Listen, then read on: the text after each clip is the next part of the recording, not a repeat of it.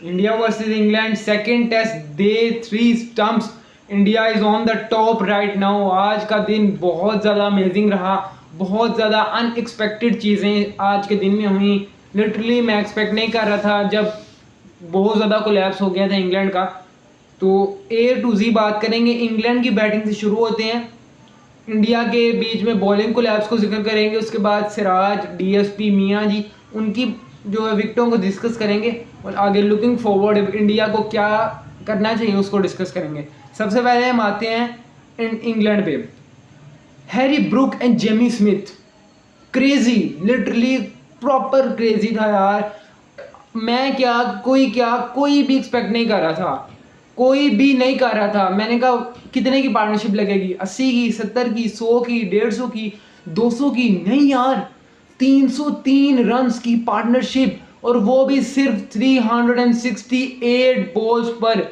Totally crazy. मतलब आप इन गोरों से इस तरह की उम्मीद रख सकते हैं यार? अगर यहाँ पर ना हमारे एशियन प्लेयर्स होते हैं ना, चाहे वो इंडिया है चाहे वो पाकिस्तान है, इस तरह का कैलिबर नहीं है राइट नाउ इंडिया में, शायद तो पाकिस्तान में तो बिल्कुल नहीं है यार। 5th wicket, yes this is 5th wicket partnership. उन्होंने 6 विकेट पार्टनरशिप लगाई है, सेकंड हाईएस्ट पार्टनरशिप 6 विकेट की इंग्लैंड के लिए।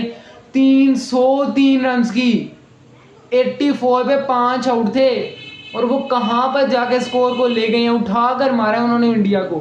शुरू में इंडिया को उन्होंने, जब हैरी ब्रुक और जेमी स्मिथ क्रीज पर मौजूद थे, जेमी स्मिथ अच्छी खासी मार लगा रहे थे यार। वो नौजवान लड़का 184 कर गया, क्रेजी यार, कंप्लीटली क्रेजी। 88 का स्ट्राइक रेट, एक वक्त में 127 के स्ट्राइक रेट से खेल रहा था वो। प्रसिद्ध कृष्णा को इसने एक बार 22 या 26 स्कोर मारा यार, वो छोड़ता ही नहीं था। ऐसा लग रहा था कि ये ओडीआई क्रिकेट हो रही है, ओडीआई क्रिकेट भी मॉडर्न डे की। ये बेसबॉल है। मैंने आपको पिछली वीडियो में बताया था कि अगर इंग्लैंड का बेसबॉल मोड ऑन हो गया तो वो नहीं छोड़ेंगे। वो शुक्र करें सिराज का जिन्होंने आपको विकेटें लेकर दी, वरना तो आप तो फिसल गए थे।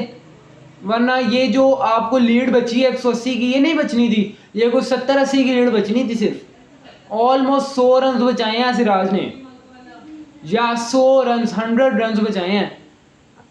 हैरी ब्रुक 87-88 की एवरेज, पाकिस्तान में 4 सेंचुरीज, इंडिया में 2 सेंचुरीज, फलानी जगह सेंचुरीज, और 120 में उसका स्ट्राइक रेट। यार वो क्या लड़का है। Harry Brook 158 with the strike rate of 67। यार जायसवाल, गिल भी शामिल कर हूँ मैं, और इसके अलावा Harry Brook, Jamie Smith, Saim Ayub, ये जनरेशनल टैलेंट हैं। इन्होंने आगे जो पड़वान चढ़नी है ना, आपने देखना है। Generational talent generation to generation चलेंगे और ऐसा पीक पहुंचाएंगे कि दुनिया देखेगी यार। जेमी स्मिथ की इनिंग्स मैं नहीं भूल सकता यार। शुभमन गिल की इनिंग्स एक तरफ, लेकिन ये इनिंग्स एक तरफ, कंपैरिजन नहीं कर रहा, लेकिन ये जो इनिंग्स खेली है ना यार, 80 बॉल्स में से सेंचुरी कर दी। हैट्रिक बॉल थी आकाशदीप की जब वो आए बैटिंग करने, और सिर्फ 80 बॉल पर सेंचुरी जड़ दी। सेकेंड या थर्ड फास्टेस्ट जो है ना, वो उन्होंने सेंचुरी की है। इससे पहले हैरी ब्रुक भी है।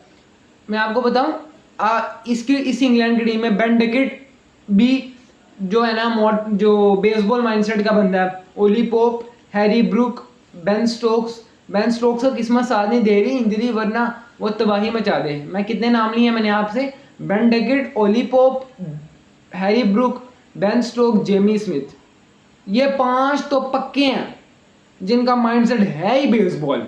जैक क्रॉली थोड़ा स्लो खेलते हैं, जो रूट भी जब अपने आप को पुश करने भी आए ना तो कर जाते हैं, बट ये 5 तो मस्ट है कि इन्होंने तेज ही खेलना है। ये देखें, 6 डक्स है इंग्लैंड की, लेकिन फिर भी उन्होंने 400 को टच किया है। हिस्ट्री में पहली दफा हुआ है कि 6 डक्स हैं किसी टीम की, लेकिन वो 400 को टच कर गई है। क्रेजी है ना, अनबिलीवेबल है। किसकी वजह से? इनकी इस पार्टनरशिप की वजह से यार। उन्होंने इंटेंट दिखाया, वो जुड़े नहीं रहे कि ये टिप डिफेंड नो डिफेंड, मारो। उन्होंने मार धाड़ की यार। और ये गोरे हमेशा रिजल्ट के लिए जाते हैं, हमेशा। ये इंग्लैंड वाले हों, ऑस्ट्रेलिया वाले हों, साउथ अफ्रीका वाले हों, ये हमेशा टेस्ट मैच के रिजल्ट के लिए जाते हैं और हमारे जैसे ड्रॉ कर रहे होते हैं कि जी ड्रॉ हो जाए test match. Almost 600 run India ने मारे, 84 बाय 5 आउट। कोई और टीम होती दे हैव टू डिफेंड, या उन्होंने फौरन कोलैप्स कर देना था 200 तक, या फिर वो डिफेंड करना शुरू कर देना था। लेकिन इंग्लैंड अजीब ही माइंडसेट यार, समझ नहीं आता कि आप बस हिटिंग के लिए जाओ, विकेट्स गिरती हैं गिरे हैं, लेकिन बीच में विकेट्स भी नहीं गिरी, मजे की बात। वो मारते रहे हैं, हर ओवर में बाउंड्री मारते रहे हैं। हमारे यहाँ पे हाल ये है कि T20 में हर ओवर में बाउंड्री इनसे बज रही होती है, वो टेस्ट क्रिकेट में मार रहे हैं। सही कहते हैं यार, टेस्ट क्रिकेट 4 दिन की होनी चाहिए। उसके बाद अगर हम इंडिया की बॉलिंग की बात करें तो आकाशदीप 4 विकेटें, good spell, not excellent, good spell, because मार पड़ी 4.4 की इकॉनमी एक अच्छी इकॉनमी नहीं है टेस्ट क्रिकेट में। देन DSP मियां सिराज 9 ऑलमोस्ट 20 ओवर में 70 रन देकर 6 विकेटें हासिल की हैं। और जिन विकेटों में मैं आपको बताऊं, जैक क्रॉली की विकेट ली, उसके बाद जो रूट द लेजेंड की विकेट ली, देन उसके बाद बेन स्टोक्स कैप्टन की विकेट ली, उसके बाद बाइडन कार्स, जोश टंग एंड शुएब बशीर, आखिर में 3 टेल एंडर्स हैं। लेकिन जो रूट भी एक बहुत बड़ा प्लेयर है, बेन स्टोक्स भी बहुत बड़ा प्लेयर है और जैक क्रॉली भी उनका ओपनर है। मतलब 3 मेन विकेटें तो ले ली, लेकिन आखिरी 3 भी ली, उसमें आखिरी 3 ली हैं तो उसमें उसकी कोई गलती नहीं, विकेट्स उसने ली हैं। अब उसके बाद अगर प्रसिद्ध कृष्णा, बहुत मार पड़ी यार, कृष्णा जी बहुत मार पड़ी आपको। 13 ओवर 72, नीतीश कुमार रेड्डी 6 ओवर करवाए, मार पड़ी। Ravindra Jadeja note very well and Washington सुंदर को भी बहुत ज़्यादा मार पड़ी। जी कह रहे थे कि वाशिंगटन सुंदर बहुत अच्छे टच में लग रहे हैं जी हमें, और बैटिंग बहुत अच्छी कर रहे हैं, बॉलिंग बहुत अच्छी कर रहे हैं। साई सुदर्शन को आपने ड्रॉप कर दिया, क्या लिया आपने वाशिंगटन सुंदर से, क्या निकाला? कुछ भी नहीं, नथिंग। कुलदीप यादव के साथ जा सकते थे, लेकिन पता नहीं आपने बेंच स्ट्रेंथ क्यों बिठाई हुई है भाई, ये समझ नहीं आता। राइट नाउ इंडिया टॉप पर है। मैं आपको 1-2 और रिकॉर्ड्स बताता हूँ। सिराज के रिकॉर्ड्स, सिराज ओवरसीज में जाके एक अलग ही ब्रीड है, एक अलग ही वाइब है।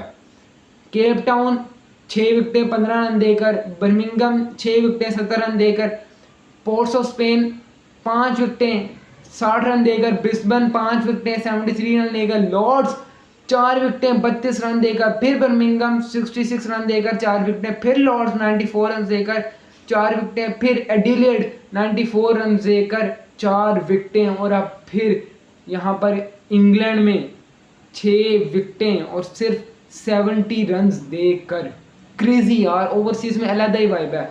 No PR, no extra attitude, no injuries concerns, no जिसे कहते हैं ना, वो मेरे पे प्रेशर जो फास्ट बॉलर कहता है कि मैं रेस्ट लेना चाहता हूँ, टाइम मैनेजमेंट, इस तरह का कोई बहाना नहीं सिराज का, ना इंजरी का कोई भी नहीं है, और करके दिखाई ही हैज़ टू डू। और वो दिल से बॉलिंग करता है, अपनी कंट्री के लिए जान लगाता है, उसने करके दिखाया है आपको। न्यू बॉल से भी, ओल्ड बॉल से भी। रोहित शर्मा ने एक दफ़ा कहा था कि हम समझते हैं कि सिराज से वो नए बॉल का बॉलर है, लेकिन ही हैज़ टू डू, उसने ओल्ड बॉल से भी आपको करके दिखाया।